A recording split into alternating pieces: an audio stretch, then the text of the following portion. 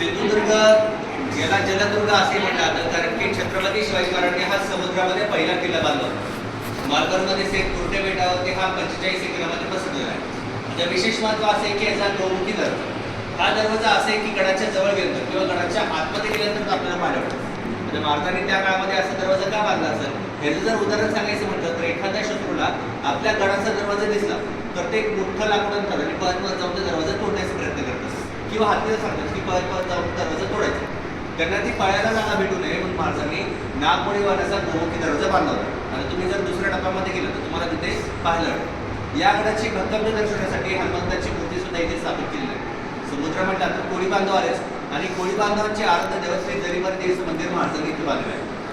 तसंच भगवती देवीचं मंदिर, महादेवाचं मंदिर, महापुरुषांचं मंदिर, अशी जुने मंदिरे खूप सारे.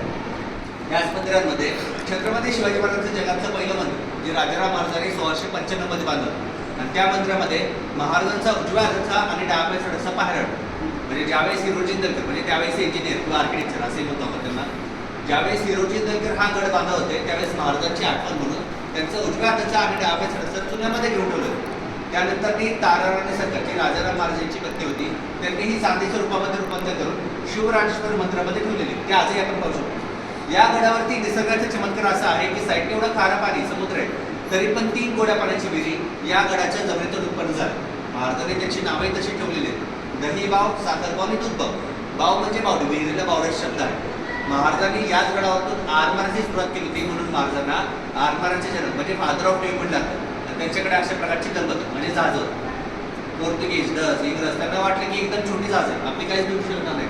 पण नंतरही त्यांना असं वाटलं की ही जहाज आपल्याकडे का नाही, एवढी छोटी असून सुद्धा पण ते आपल्या टक्कर देत होते.